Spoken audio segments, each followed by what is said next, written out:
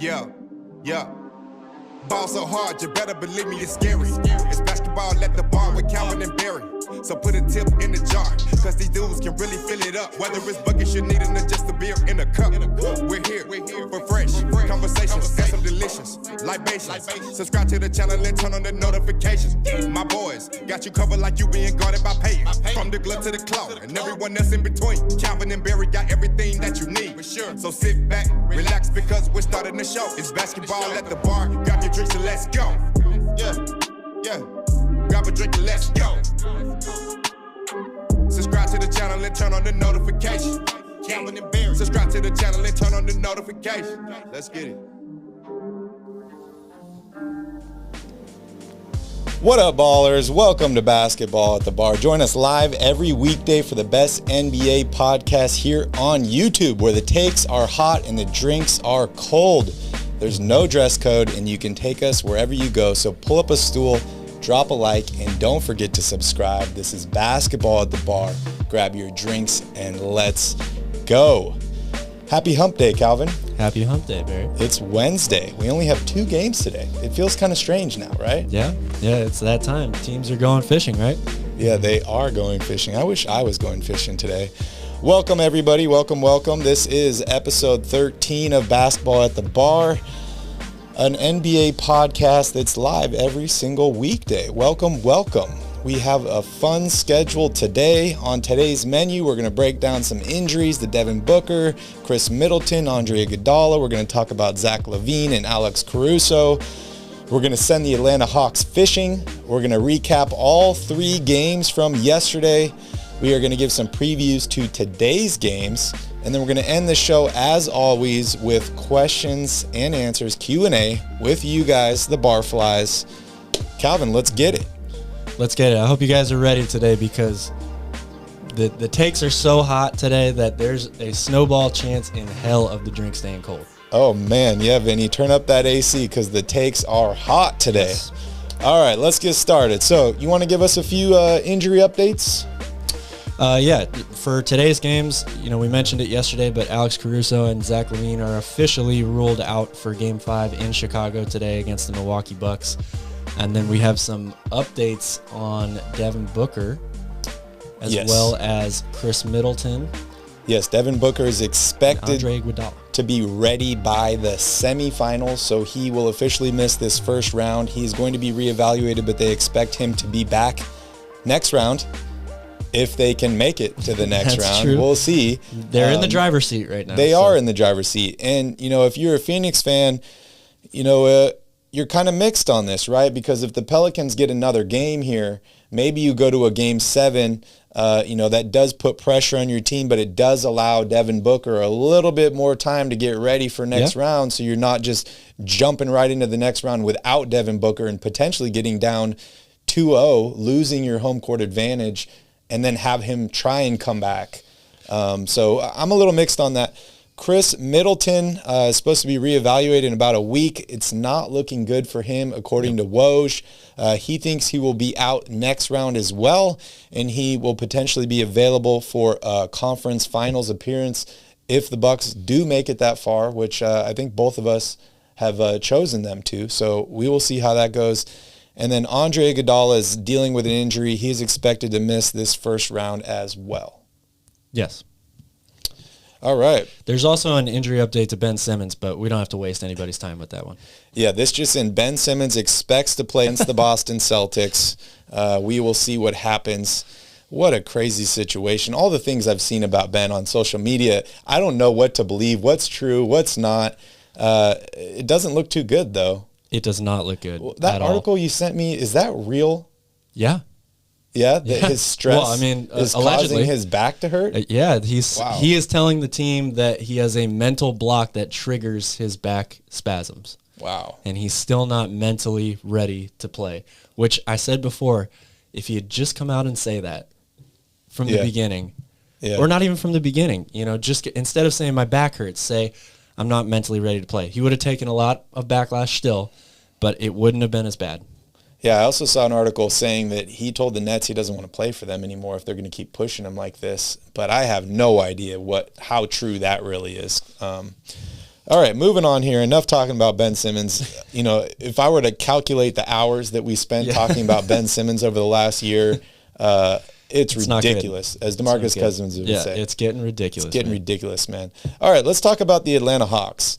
They went fishing, or they are going fishing after losing to the Miami Heat yesterday. They only won one game in the series. Pretty disappointing for Atlanta fans with a lot of high hopes. They did so well last season, but it is an excellent Miami team that they were playing with an excellent defense. Trae Young did not look like himself at all in this series. What's up, Mike? What are your thoughts, Calvin, on Atlanta? How can they improve this offseason? And are there any positives that they can take from this series or this season moving on?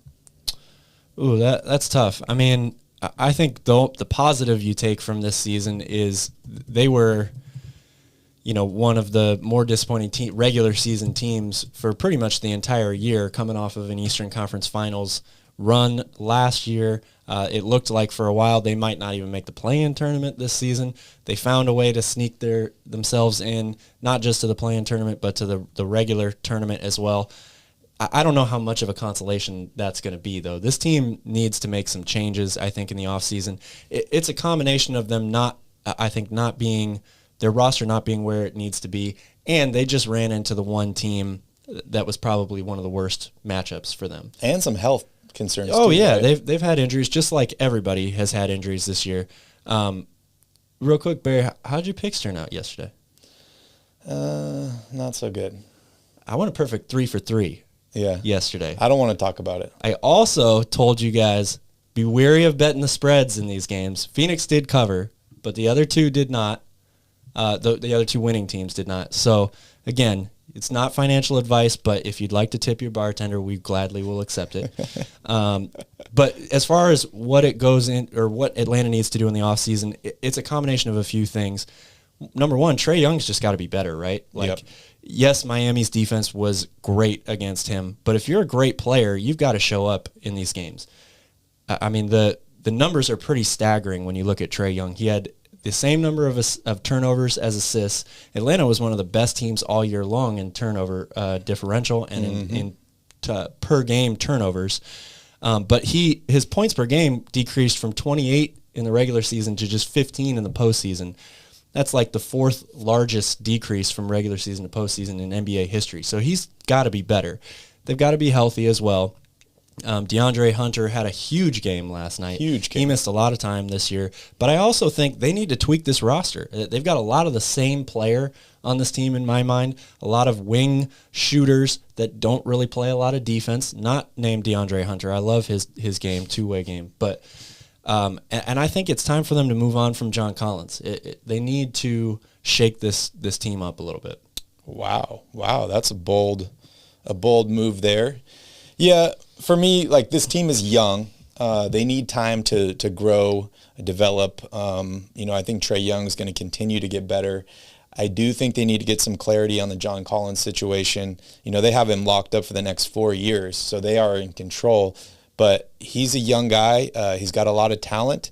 If he's not playing up to his best, or maybe he doesn't want to be here, maybe he won't play up to that, that could greatly impact this team. So I think they need to get some clarity on John Collins. They need to figure out whether you're here or you're not. If you're not here, what we can do to move on from you and bring in some talent to help this team. They need to decide what's going on with Danilo Gallinari.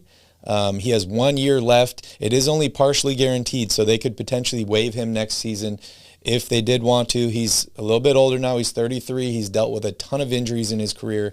I'm a big Gallinari fan, but you know what they say, the best ability is availability. So if you're going to be competing year in and year out for championships, trying to move past that first round, deep into the playoffs, you need to have guys that are going to be available for your team. I'm not sure if Danilo is that guy, but we will see. They still got Bogdan Bogdanovic for 2 more seasons. I like what I've seen out of him. He's had some great games this year. I definitely think they need to bring him back. I think Clint Capella is the answer at the center position for him. Unfortunately, as we mentioned, they did deal with some injury concerns going into the playoffs. Clint Capella is absolutely huge for them, and I love the combination of him and Trae Young. but he's got to stay out there on the court. Yeah, of course, health is always a key factor. Yeah, DeLon Wright, he's an expiring contract. What's going to happen with him?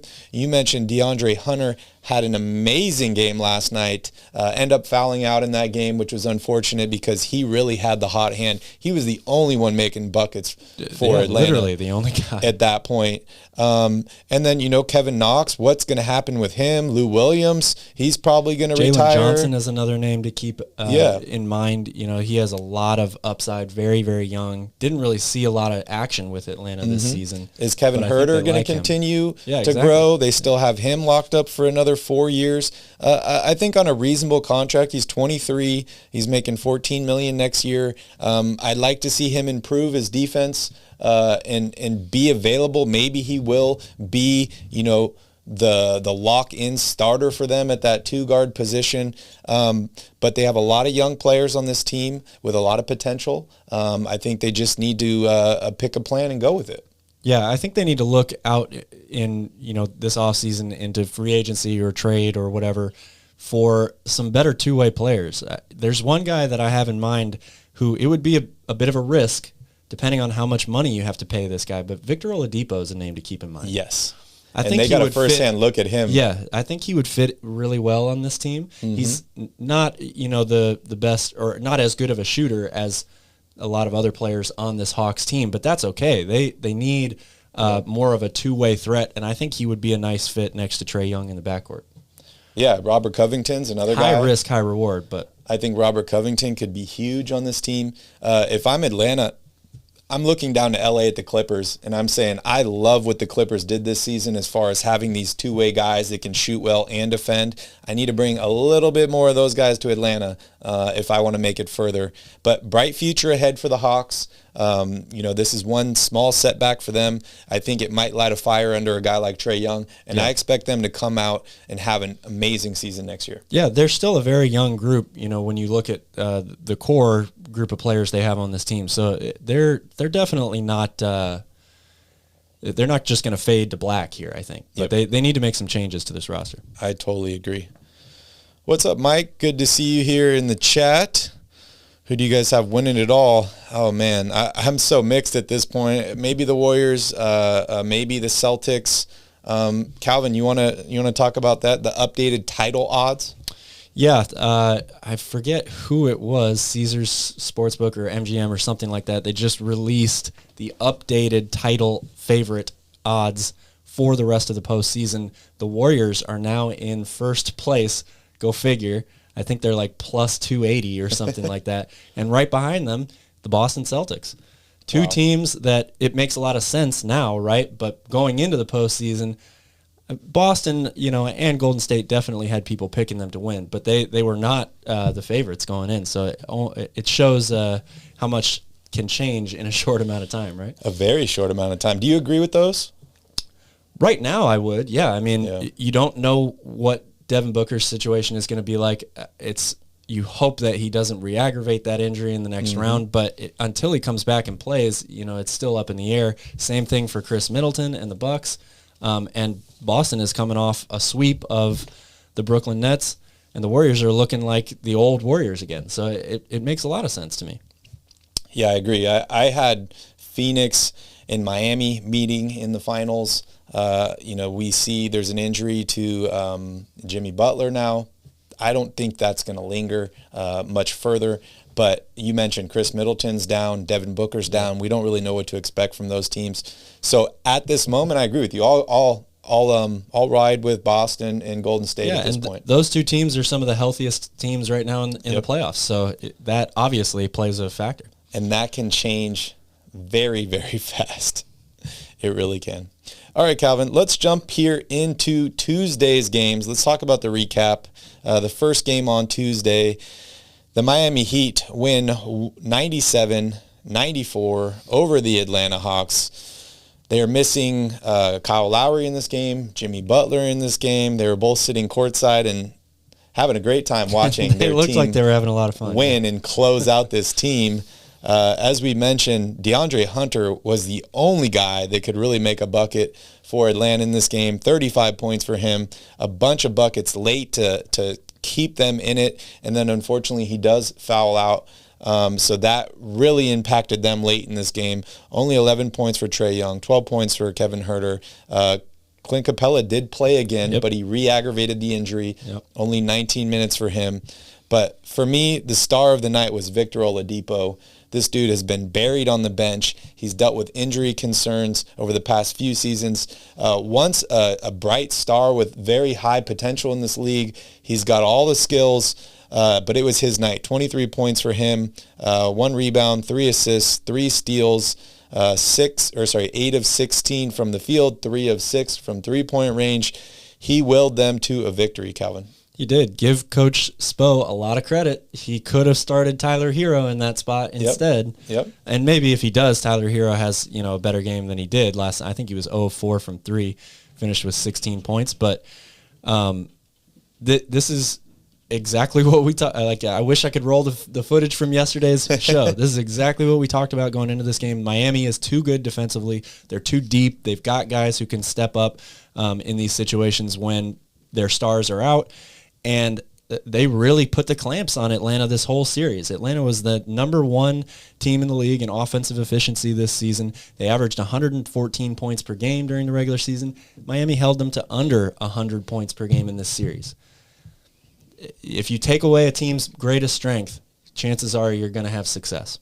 That's exactly what happened here. Yeah, as you mentioned, this was the absolute worst matchup for the Hawks. And on top of that, they were dealing with injury concerns. Miami was just way more physical, and they wanted it more, and they proved that. They're the better team. I mean, they're the number 1 seed in the East for a reason, and they're super deep, right? We talk a lot about a few teams in the playoffs right now having well-balanced, deep rosters. Miami arguably is right up at the top with anybody else.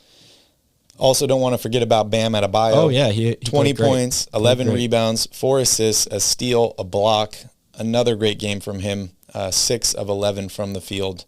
This Miami team, there's a reason I picked them to go to the finals. Yeah. The last play in this game was a microcosm of the whole series, right? Atlanta takes 2 timeouts before running that final play. And the best thing they can get is a pass to Gallinari in the corner, which is the easiest place to trap anyone in the world. And kids, if you're watching this game last night, you got to remember, if a guy gets trapped in the corner, you cannot stand in the same place expecting the ball to come to you. You have to sprint to them. That's the reason why Bam Adebayo was able to get that steal there at the end. Yep. All right, moving on here to the second game on Tuesday. We had the Timberwolves visiting the Grizzlies. Calvin, how many protesters were there in this game? I'm not actually sure how many protesters there were. I saw 0 on the court. I didn't see any, so I was wondering if you might have seen something I didn't. You know what that means. Minnesota loses. Minnesota loses 111-109. It was a very, very exciting game to watch. Anthony Edwards with a huge 3 late in the game. And then Calvin, he just did not do the same thing on the defensive end of the floor. Anthony Edwards, I've praised him a lot. I think he's been the most consistent and best player for this Minnesota team this postseason. He's done a lot of really, really great things. And as you guys know, if you've been watching this show, I've been slaughtering Timberwolves just like Glenn Taylor is slaughtering chickens. Anthony Edwards, today it's your turn. Vinny, can you put the clip on the screen, please? This is the last play of the game here. If you're Anthony Edwards, you've got to understand the situation here. Ja Morant led the league in points in the paint this season, not just for guards, for everybody, every player in the NBA. The paint is wide open right here because he's gambling, trying to take a bad angle for a steal, which is his MO. He gambles a lot. He called himself on ESPN the best defensive player in the NBA. You do not have that title after this play. I'm sorry, man. You got to earn that. This was a horrible move defensively. He allowed Ja Morant to get the ball exactly where he wanted. Morant's been shooting below 30% from 3 in this series. If he just takes a better angle and forces him to come further out from the paint, there's only 3 seconds left. He's not going to get a layup at the rim. That was a terrible defensive play that cost them the game. That was the worst thing that could happen for the Grizzlies. For the Timberwolves. Speaking of the Timberwolves, 22 points for Anthony Edwards. Karl Anthony Towns, 28 and 11 in this game. D'Angelo Russell, only 12. Patrick Beverly fouled out in this game, only 9 points for him. Not much production off the bench for them. But as you mentioned, the star of the night, Ja Morant, 30 points, 13 rebounds, 9 assists, 3 steals. Another amazing game for the most improved player this season. They're finally starting to look a little bit more like the Grizzlies that we come to know. This game was close, but this is the moments, right? In these games, the end of the games is what defines a good team and a so-so team. Yeah, Minnesota blows another double-digit lead in the fourth quarter. And again, I got to give myself a little pat on the back here because what did we say yesterday? You asked me about Steven Adams, right? Yep. 0 minutes in this game. Brandon Clark almost single-handedly got Memphis back into this game. 9 offensive rebounds last night, including a huge tip out to Ja Morant to hit that 3 that put Memphis up 1 with, I forget how much time was left at that point, but he was so instrumental for this team last night. And it's another reason why I just do not trust the Timberwolves. Desmond Bane as well, 25 points for him. Just another incredible performance. 2 steals, 3 blocks. Memphis gets the win. They lead the series now 3-2. Calvin, if I'm the Timberwolves, I'm heading back home for Game 6. You got to think that they're telling security to let these protesters on the court because they need a win here. Yeah, if you want to go streaking at a game, this might be your best opportunity to do it. Maybe in history, sports history. Glenn Taylor's got to be so mixed, right? It's like, I hate the protesters. They're ruining me. They're ruining my reputation. But my team only wins when they're on the court. Like, we can't make this stuff up, Calvin. It's really wild. It is incredible. So, do you let them on the court for Game 6? I don't know. Well, I mean, the answer is no. You can't just let them on the court. But I don't know. I mean, Minnesota might want to rethink that strategy. Yeah, it's one of the strangest things we have ever seen. If I'm working security for the Timberwolves, I'll do anything for my team. I'll let 5 protesters on the court. I'll give them the glue. I don't care. We need a win in Game 6. Another exciting series, Calvin. And, hey, we have 1, potentially 2 more games of basketball. Any predictions you want to make? Well, I picked Memphis to win in 6 games before the series started. I'm not going to back away from that now. Yep. Memphis in 6. All right, you guys heard it here first. All right, in our final game on Tuesday, we had the New Orleans Pelicans heading to Phoenix to take on the Devin Booker-less Suns. 31 big points for Mikal Bridges, 22 for Brandon Ingram. The Suns win 112-97. First thoughts on the game, Cal? Well, again, what did we say going into this game? Phoenix had to be better. Their stars had to step up. Chris Paul was coming off a pretty horrible game. He played much, much better in this one. It wasn't perfect. Lil Sweet, GTA, got another 8-second violation on him in this game. But he was much, much better overall. And we said they need a third person to step up to fill that void from Devin Booker. Mikal Bridges, 31 points in this game. That's the difference. Yeah, that is exactly the difference. Ayton played well as well. 19 points, 9 rebounds, 3 assists from him. They were the only 3 starters in double figures. They also had 12 points off the bench from Cameron Payne. Looking here at the Pelicans, Brandon Ingram, 22 points, 17 and 14 for Valanciunas, and 21 from C.J. McCollum. And as you mentioned, 12 points from Jose GTA off the bench and 2 steals for him as well. Yep. Yeah, It's a sweet one. It's it's a good series so far. It's exciting. It's been a very good series. They're going back to New Orleans to play Game 6. As you mentioned, Phoenix leads 3-2. Calvin, what do the Pelicans need to do to win Game 6? And don't tell me let a protester on the court. No protesters needed, I think, in this game. They've played well at home this whole postseason. I expect that to continue. Brandon Ingram, 22 points yesterday. That snapped a 30-point game streak that he had going in the playoffs. So I think he comes out and plays a little bit better in this Game 6. And I think they ride the home crowd. they don't need to change what their strategy is for this game. Keep doing what you've been doing. Keep the defensive pressure high on this team. The full court press has been working great. And, ride behind your stars. Brandon Ingram, McCollum, and Valanciunas have all got to play big. We talk about Jose GTA Alvarado. I love the name. I love the player. 2 more steals in this game. He only played 20 minutes. This guy's undrafted. He's come up. He's done very, very well for himself. We mentioned the frustration that he's caused Chris Paul. Would you consider playing him a little bit more? No, probably not. I think you got to stick with your main lineup here. And part of the reason why he doesn't play more is because of how much energy he expends on the court when he's out there, right? Yep. Like he's true. all over the place, 94 feet, going 100 miles an hour the whole time. So it's about keeping guys with fresh legs. And, when you've got C.J. McCollum and Brandon Ingram, you want those guys to take the lion's share of the minutes, obviously. Yeah, we need to get Boogie Cousins off the screen here. Sorry about that. But, Calvin, so moving on here, before we talk about today's games, I just kind of want to touch base here on a few different things. Phoenix could potentially lose this series, right?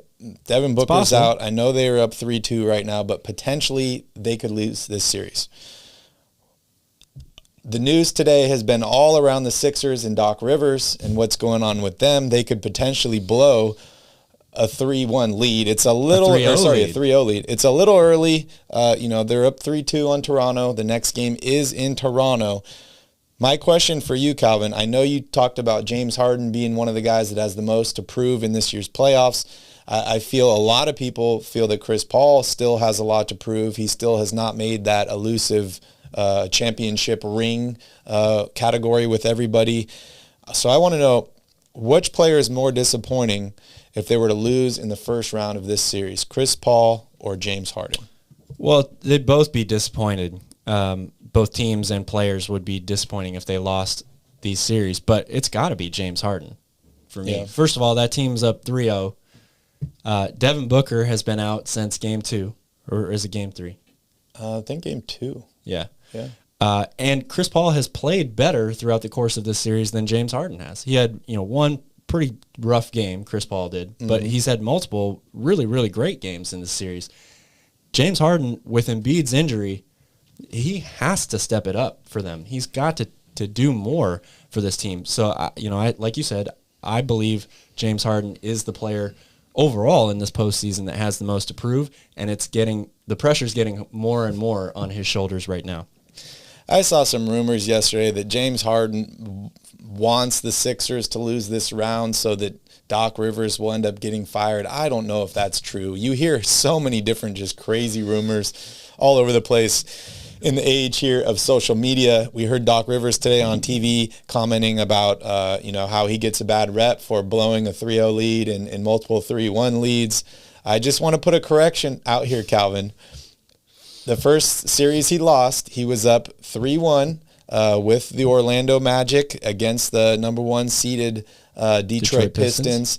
This was the best year numbers-wise of Tracy McGrady's career.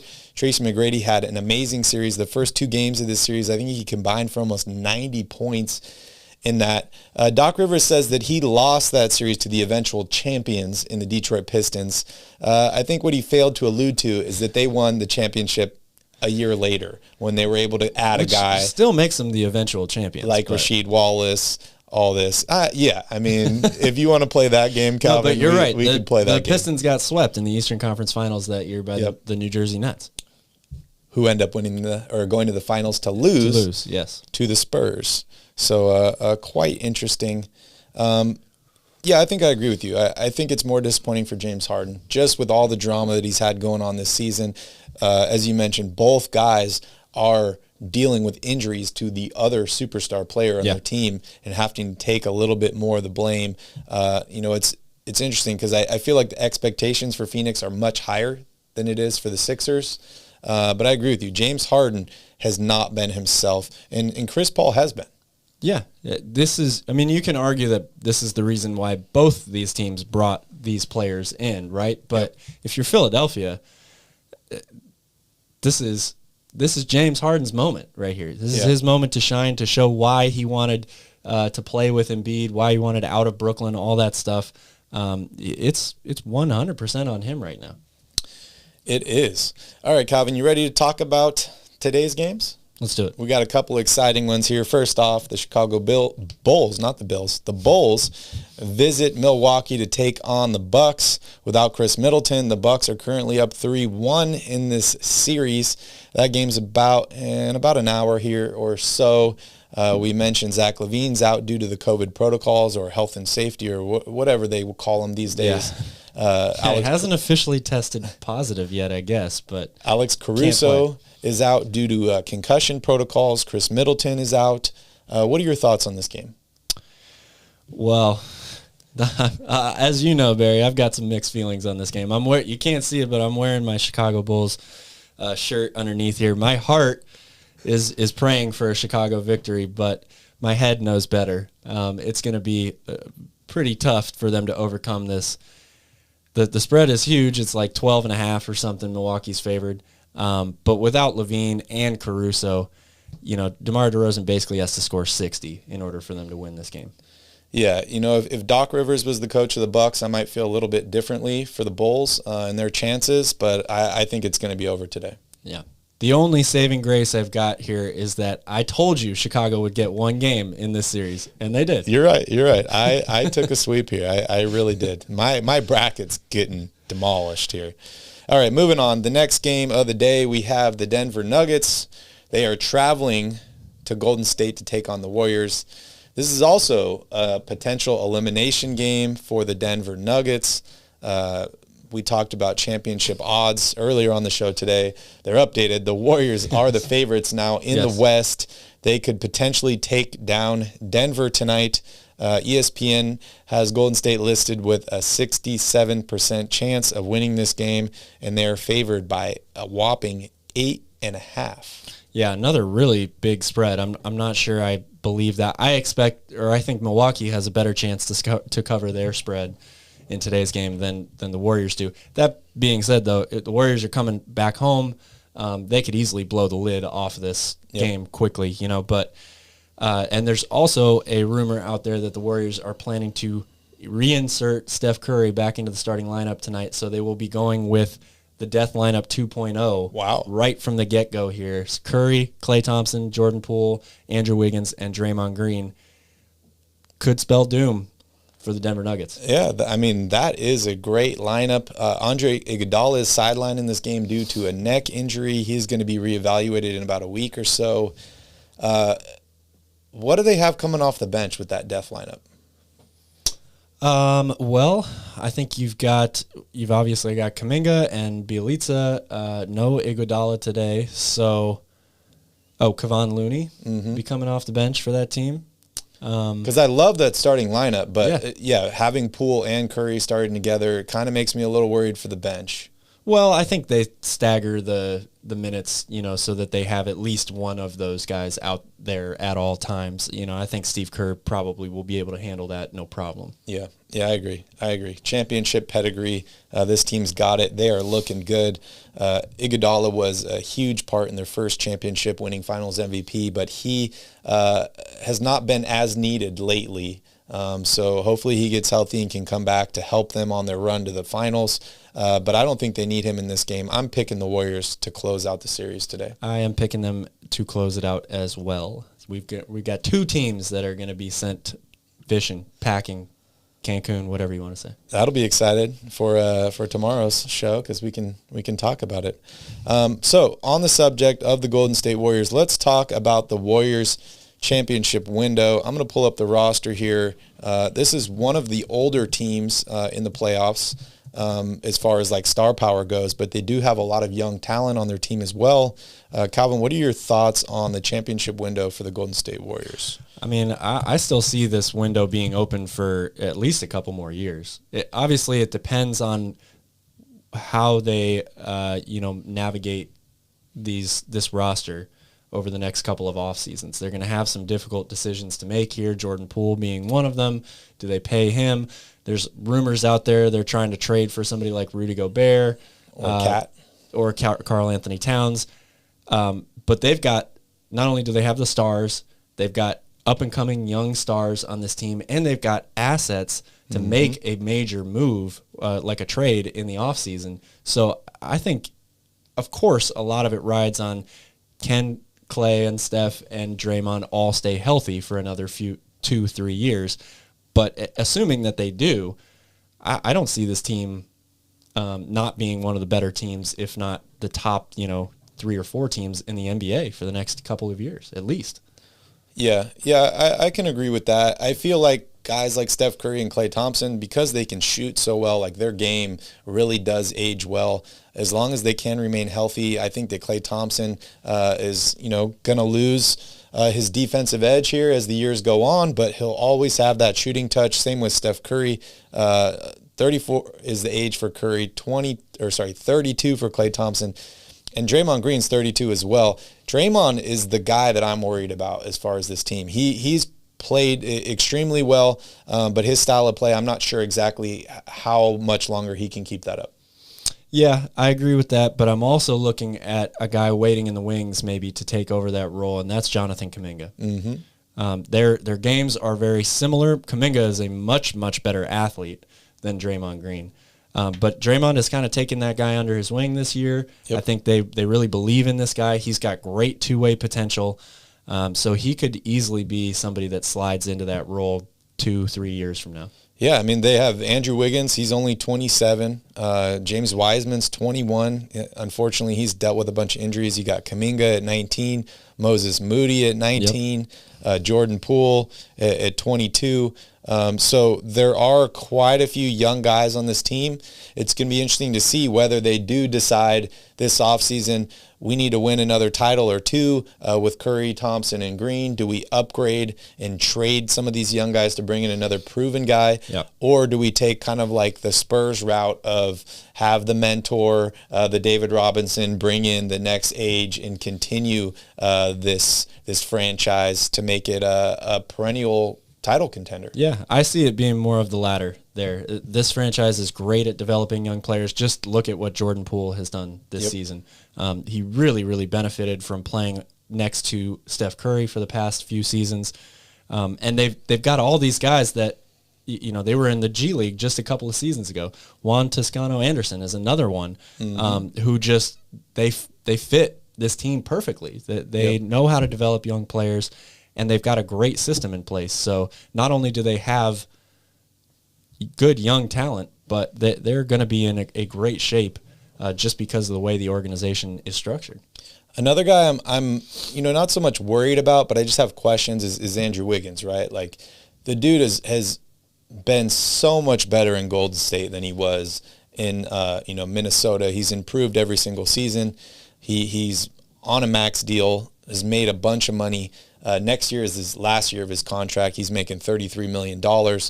What do you do with him? Do you end up signing him to an extension? Just next season between Steph Curry and Klay Thompson, that's, $90 million. It's a lot of money. On top of that, you got $25 million to Draymond Green. And then, what do you do with Kevon Looney? What do you do with Iguodala, Otto Porter? There are a few guys on this team that you might want to keep, along with this Warrior squad. So what happens with Iguodala? What happens with Wiggins? All questions that we will figure out this offseason. It's going to be interesting to see what moves they make. But hey, they've got, it's a great problem to have, right? What their situation is like. Yeah. And a lot of it I think actually comes down to how they finish out this season, right? Like if they win the title this season, I see no reason they don't bring the band back for next season and just try the same thing right again. But, if they fall apart in the next round or, in the Western Conference Finals, if I'm the GM, Bob Myers, I might be looking at the roster a little bit differently in terms of like, I need to make some tweaks here. I need to do something here. We've seen guys like LeBron James that have just aged incredibly, but that is not the norm, right? So Mother Nature is undefeated. So we'll see what happens, or Father Time. So we'll see what happens with Curry, Thompson, Green, Wiggins moving forward. I would say championship window, I'm going to say 3 years. Yeah, I like that answer. Yep. All right, Calvin. Anything else you want to discuss before we jump here into Q&A? No, let's turn it over to the fans. All right, guys, we're here for Q&A. So if you have any questions, any topics, anything you would like us to discuss, just let us know in the chat, and we'd be happy to go over it all. What's up, Ivan? Good to see you here. Flame Flurry 11, good to see you. Mike is here. Progressive G is here. Welcome, welcome, everybody. All right, Calvin. Mike's making fun of me for saying I'll give him the glue. That's a good one. I like it. Mavs versus Warriors, West Finals. What do you think? All depends on Devin Booker. If he re-aggravates that injury or he has some sort of setback, he misses more time, Dallas could definitely sneak out a win in that series. They've really impressed me with how they've been able to play defensively. Yep. So, yeah, I mean, I think the Mavs have a chance. If Devin Booker's healthy, I'm still going to take Phoenix to advance in that series, though. Yeah, it all lies with Devin Booker and his hamstring to see what happens. And we all know about hamstrings. They linger. Yeah. So it'll be interesting. And even if he is out there on the court, is he going to be 100%? Is he going to be the same guy? Not quite sure. The Mavs definitely have impressed me. We'll see if they can continue to do that. All right. Hoping Raptors and Nuggets extend their series and win. Without Curry, would the Warriors still be a contender? That's a tough one. That's a really tough one for me because if they don't have Curry, you're putting all your eggs in the basket of Klay Thompson, who, don't get me wrong, he's been really, really good since coming back. He's gotten better and better, every month since his return in January. And you're also relying heavily on Jordan Poole, who, again, had a phenomenal season. But this is a new experience for him in the playoffs. Every round is going to be a new experience that they advance in. So are they still contenders? As of right now, I say yes, just because of all the injury problems that teams are dealing with. Mm-hmm. But if everybody's at full strength, it would... I'm not going to surprise anyone by saying that not having Steph Curry would be a huge blow to the Warriors. Yeah, I mean, we saw Jordan Poole step up. He's played incredibly well, but how long can he do that? And he is no Steph Curry. As amazing as he's been, nobody is Steph Curry. Ivan here is jumping on the Charles Barkley bandwagon. Curry is the bus driver of that team. What were your thoughts on that comment? I mean, he's honest, right? Oh, Charles, yeah, definitely never has any problem saying what is on his mind, right? I don't really put a lot of stock in it. Yeah. I mean, championship Chuck, right? Does he sound a little sour still? Of course he is. Yeah. All these guys should be. I mean, Karl Malone, John Stockton, all these guys are sour they never won a championship. Absolutely. Why wouldn't you be? Yeah. Jerry West, right? Yeah. Oh, man. That show is incredible. Who said today, if he has to take it to the Supreme Court, he will, in terms of defamation on his name here by this show. So we'll see what happens there. Yeah, for me, it's like, what gives HBO the right to just make a show and have a character, Calvin Miller, that's based on your life, right? Like, they had to buy the rights or acquire the rights from somewhere, right? Maybe it's the NBA. Know how that works. Maybe it's somebody. But, the tough thing about being an NBA player is your likeness and all that is not always under your control, right? Yeah. Even as he's the logo, right? Does he get paid every time someone uses the NBA logo? Probably not. I do have to say, though, watching the show, I'm starting to like him a little more. The first couple episodes were really rough. Yeah. And now it's getting into like where he's actually starting to do his thing. And I'm like, okay, Jerry, just keep watching. Just keep watching. Like, they do you your justice, or at least I hope so. It seems like they're getting toward there. But it's a TV show, man. Like, come on, right? It's drama. They want people to watch it. And I love it. It's a great show. But I'm also not a Lakers fan either, so. Yeah, I mean, everybody wants some respect on their name these days, right? Yep. So, yep. That's true. Maybe. And to to give Jerry West some credit, Yeah. they're really making him look like a horrible person. So it's going to be tough for him to recover from that, I think. Yeah. The funny thing for me is he's like, in the show, they make me look so angry. And in real life, he's angry over what they're doing. So it's kind of funny there. Flame Fury 11 says Celtics and Warriors finals. They are the favorites now. They're the favorites right now, right? I still think that Milwaukee, I picked them to repeat this year. The Chris Middleton injury worries me a little bit, but that series I think is going to be a really great series, and I could see either team, Boston or Milwaukee, winning. So it's a good pick right now. But a lot can change between now and June, whatever, 5th or whatever the first day of the finals. Yeah. It's all dependent on injuries and all that stuff. Like my bracket, it doesn't look too good right now, but that doesn't mean it's not going to look good in a week from now, right? or 2 weeks from now once guys get healthy, teams start playing. It's just like the NCAA tournament, right? Yeah. As long as you've got your Final Four still in place, then you're good to go. That is very, very true. But yes, as of right now, they are the favorites, and both teams have been playing incredible. As a fan, wow. I'm just happy to see them. Is that your finals prediction? Memphis and Philly? Wow. You'd make yourself a lot of money if that came true. Yeah, that's what I was thinking too. If you really feel it, go for it.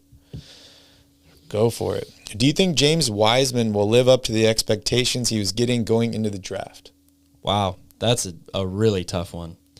As of right now, no. I mean, you just have to – I got to see him play again. He's got all the talent in the world, but – he had some pretty glaring weaknesses coming into the league as well, particularly on the defensive side of the ball for, being pegged as a rim protector and all that stuff. Mm-hmm. He has a lot of trouble guarding guys in space, which is exactly how the NBA operates these days. They love to pull the big men away from the basket and make them guard 20, to 23 feet away. So he's got to get healthy. He's got to get back on the court. And then I think you make the determination of, is this guy still on the trajectory of living up to the number 2 overall pick? Yeah, I think that is also a very tough question. But, I feel like he's got a good mentor in Penny Hardaway that worked with him a lot. I couldn't think of many better situations for him than a team like the Golden State Warriors that you just mentioned. It's great at developing young players. The injuries do concern me, especially with bigs. But then I look at a guy like Joel Embiid who, in the MVP conversation, missed a couple years early on in his career. I know he's got the thumb ligament injury right now, but he has been absolutely incredible. So I'm still positive on James Wiseman, but I think this offseason is going to be huge for him because the Warriors are going to make a decision. Is this guy going to be our guy, or do we need to trade him to bring in somebody else? So I think that will have huge implications on his career. But I like James Wiseman a lot, man. I root for the guy. I really do. And imagine if he does live up to those expectations, how scary this Warriors team could be. Yeah, exactly. Could be. What do you think of Will Hardy, the lead assistant on the Celtics? Oh, sorry. Right? Handy on the Celtics. Oh, no, it is Hardy. I'm sorry. Would you like him as the new coach? I'm guessing you're thinking for the Kings, Ivan. Yeah. What do you think, Calvin? I'll be honest. I really haven't spent that much time looking into the Kings coaching search. I've been trying to stay busy watching all these playoff games and keeping up to date with everything that's going on for this channel right now. And part of that is because, obviously we're doing this show, but also, I've said it before, all of us can speculate and try to peg who the best coach should be for this team, talking about the Kings, but we don't have the ability to ask these guys the right questions. You can look at, he's an assistant for the Celtics. They're one of the best teams in the league, so of course he should be a good candidate, right? But you don't really know what he wants to do with this Kings team. Only Monty in the front office knows that from the interview. So who was an assistant? I got to trust what their process is with finding who the next coach is going to be. And then after that coach is hired, that's when you kind of start to make your determination of was it a good move or not. There's just so many unknowns. You know who was an in a coaching assistant on a search. really good team? Luke Walton. He was. So just putting that out there. But yeah, I'm trusting the front office right now to make the right decision, and I'm going to stick behind them. We talked about coaching search on Royal Rebounds all season long. If you listen, you know I like Mike D'Antoni. I like Kenny Atkinson. I do like Mark Jackson. I know there's a lot of concerns about him, but I'm going to let Monty do his job, and as a Kings fan, I'll support it. Just whoever you choose, Monty, keep him on for at least 3 years because we need some consistency in Sacramento. Yep. Trust the process, right? Trust the process. Okay. Do you think it's possible the Kings can get Miles Bridges without giving up Fox, Sabonis, or Davion Mitchell? Depends on where the draft lottery lands, I think. Yeah. I think it's possible. I don't know how likely it is, but I think it's possible. And I think you might end up having to give up Davion Mitchell, honestly, to bring in another guy. But we'll see what happens. If the Kings can get the number one pick, that really opens up a ton of options for them. So May 17th, what are we, just 20, 21 days away or so. So it's coming up really, really quickly. And we're going to be doing a little celebration party, a watch party on Royal Rebound. So make sure you guys join us for that. And also, we're going to be doing Royal Rebounds tomorrow live after this show, 5 p.m. Pacific Standard Time. So make sure you guys tune in. We will answer all your burning Kings questions. We'll give updates on the coaching search. And, we'll just have fun talking with you Kings fans. All right, next question, Calvin. This is a Michael Monticello question. Is Westbrook or Westbrick the worst MVP ever? Before you answer that, let's go down the list here of MVP awards. 2021, Jokic. 2020 and 2019, we had Giannis. Then we had Harden, Westbrook, Curry twice, Durant, LeBron James twice, Derrick Rose, 2 more LeBrons, Kobe, Dirk, Nash, Garnett, Duncan, Iverson, O'Neal, Malone, Jordan, Robinson, Olajuwon, Barkley.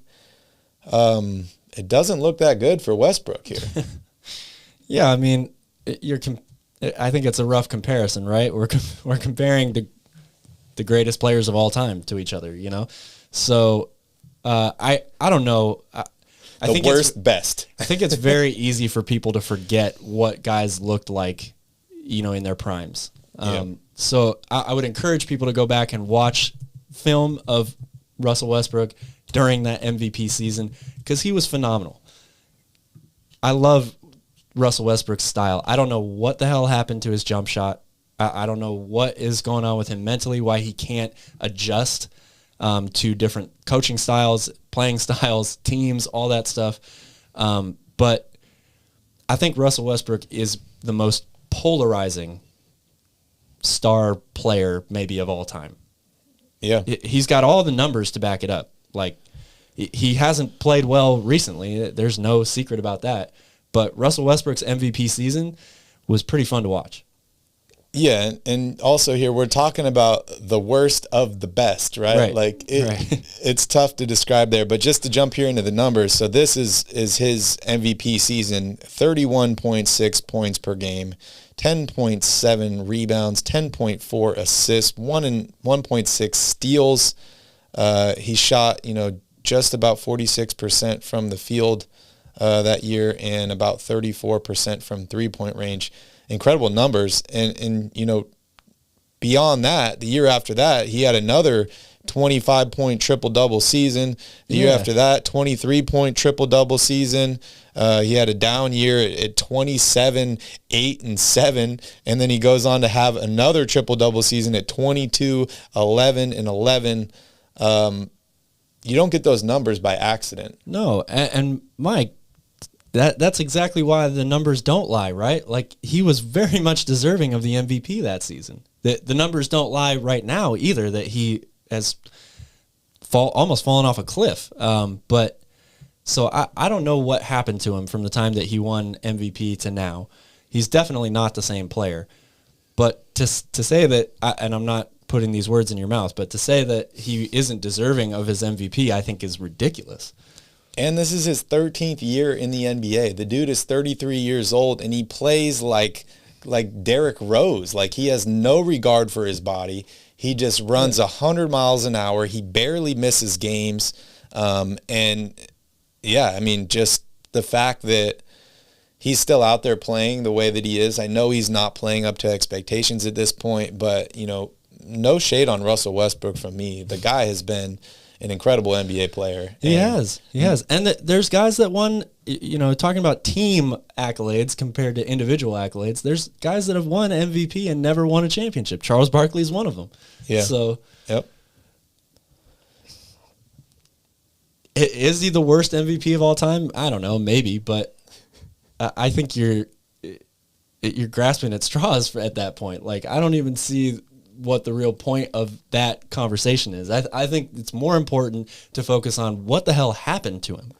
Not is he the worst MVP of all time. He got old, man. He got old.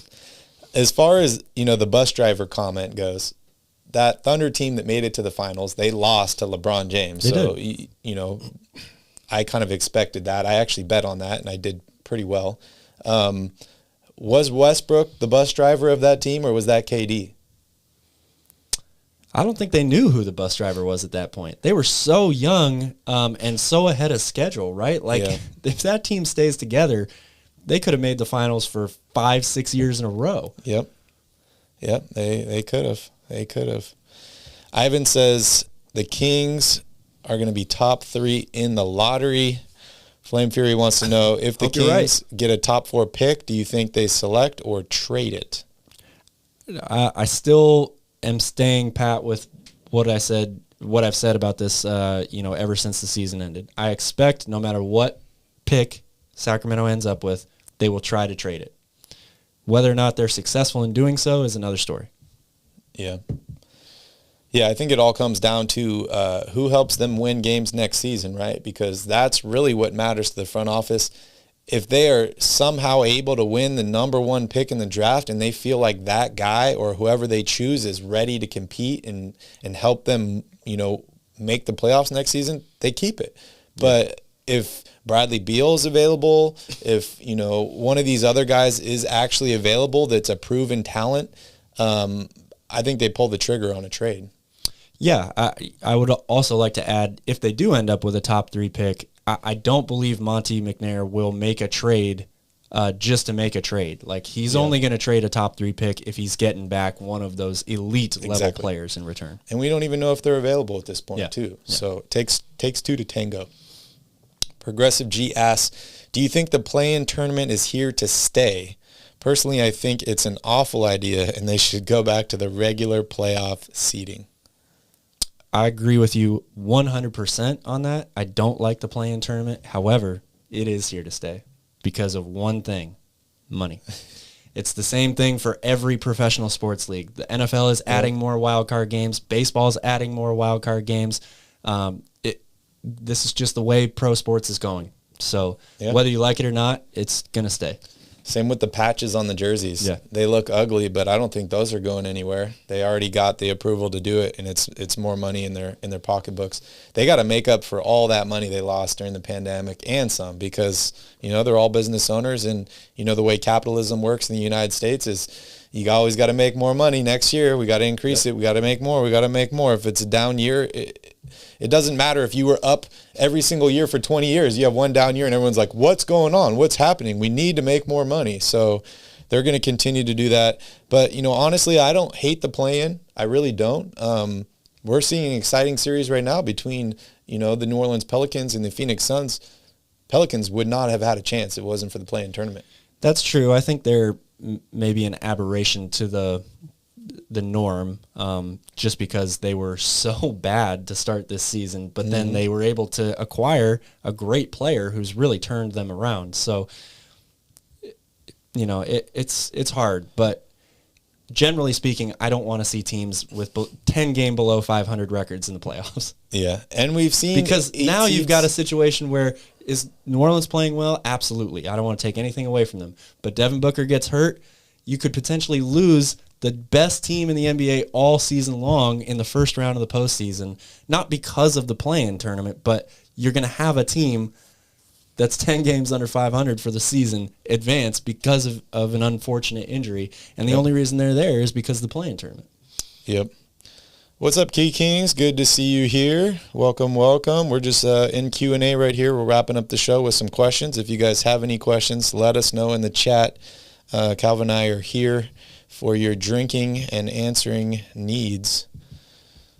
Oh, they're still going off on the Russell Westbrook. If you could start your team with an MVP, he would be last picked. That's probably true. Yeah. That's probably true. Yeah, I mean, but again, just it's looking at the it's list like you here. said. He might be the worst of the best. Yeah. You know? James Harden never won an MVP, a title. Yeah. Jokic, never won a title. Yep. Derrick Rose never won a title. Lots of guys. And as much as I love Derrick Rose because the dude has been completely incredible. If I can see how their entire career's working out, I'm probably going to choose Westbrook over Derrick Rose, and that's just due to the injuries. But yeah, that's unfortunate. That's just kind of how it goes. Just kind of how it goes. And Charles Barkley, as you mentioned, is on this list too. Amazing player, never won anything. It's tough when you compare these, individual awards to team awards. It's a team sport, right? It takes more to win team-wise. You don't have as much control over stuff like that as you do individual awards like MVP. Because, we agree that LeBron James is like one of the best players of all time. He's only got 4 MVPs. Yeah, he should, just like Mike is saying here, he should have a lot more than that. Kobe's only got 1. Yeah. And I was the biggest Kobe hater ever, but he should have more than 1 MVP award. Yep. It's crazy. All right, what's your opinion on Chet Holmgren? I love Chet as a player. Excuse me. If you're talking about what's his outlook with the Sacramento Kings, which I think you are, I think he fits on this team, but keep in mind, he might not be, an all-star level player right away. He's got to get big men take longer to develop. Yep. Typically. And I think at the top of this list here, you've got Jabari Smith and Chet Holmgren, who could both turn out to be perennial all-star players in the league. I just think it's going to take them a few years to get to that point. So does it work with your window if you're Sacramento? That's the determination that they have to make. Yeah, I'm pretty much open to any of those top 3 guys that are slated in the draft. I just want the Kings to win the lottery so bad. That's all I'm really at here. Flurry 11's got a good question here, Calvin. What do you predict the Kings will be seeding next season? He said he's also going to ask the same question at the end of the offseason, so maybe we can compare our answers. I will give you an answer at the end of the offseason because I think it's way too early to call right now. There's so much stuff that's going to happen between now and training camp in October or September. Yeah. It's kind of like when ESPN does their way too early top 25 for college football or basketball, right? Most of those rankings are completely wrong by the end of the season. So there's just too many unknowns. They haven't even hired a coach yet. So I don't think I can give an answer until the offseason is over and we're looking to start next season. I'll take the bait here. Okay. I'm going to say 7 or 8. I think they win the play-in game. I think they can do better if they have a better offseason.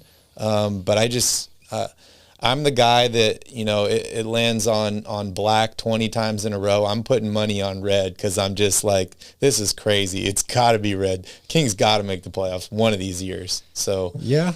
I'm going to go 7 or 8. And keep in mind, it's not just based about what the Kings do in the offseason, right? There's 15 other teams in the Western Conference. What do they do in the offseason? That's going to determine how things shake out. I think the Jazz are going to be an interesting thing here. So we will see what happens there. Yeah, those 5 through 10 seeds right now. The Lakers, what do they do? Yep. The Clippers, they're going to get Kawhi back. Yep. There's a lot of teams that could really make an improvement going into next season. So what do the Jazz do? What does Dallas do? We heard LeBron promise that he's not going to miss the playoffs. Yeah. So what does that mean? Does that mean he stays with the Lakers? Does that mean he moves on somewhere else? We've also heard rumors about Anthony Davis potentially being available. If I'm the Kings, I'm jumping all over that. If he's available, if I can get Anthony Davis without giving up De'Aaron Fox or Domantas Sabonis, I'm all in on that deal. I really am. But at the same time, I also have some concerns dealing with the Lakers after what they just did to us over Buddy Hield. So we will see what happens. Lagan is done. Ooh, famous last words, Ivan. Progressive G said, who's to say the Clippers wouldn't have had a competitive series against the Suns as well? I mean, very fair point. Yeah. Absolutely. Yeah, it's possible. I'm just a basketball fan. And again, that's another example of a team, they earned the 8th seed in the regular season, right? A very unfortunate scenario happens in the play-in tournament. Paul George can't play. Oh, they're in the 7th seed. They lose that game. Right? No, they were the 8th. Oh, 8 seed. Okay. Minnesota was 7. But yeah, they earned that spot in a normal world without the play-in tournament, and they had it ripped away from them due to COVID. Yeah. Well, maybe not. I mean, maybe New Orleans wins that game either way, but you never know. You never know. All right, guys, close out your tabs. We're closing the bar. Thank you all for joining us on another episode here. We will be live tomorrow at 3 p.m. Pacific Standard Time. We will also be live on Royal Rebounds afterwards, 5 p.m. Pacific Standard Time tomorrow. I'm taking the red eye to California tomorrow night. So Calvin will be running Friday's show. I will be remote. I will also be here, but Calvin will be running the show. So make sure you guys come and support him. We'll see you guys all tomorrow. Anything else you want to say, Calvin? Happy hump day. Another great day of playoff basketball ahead. Thanks for watching. All right, guys. Thanks for watching. Make sure to smash up that like button, hit that subscribe button, and also hit that notification bell so you get notified every time we put out a new video. All right, guys, bar is closed. Don't forget to tip your bartender.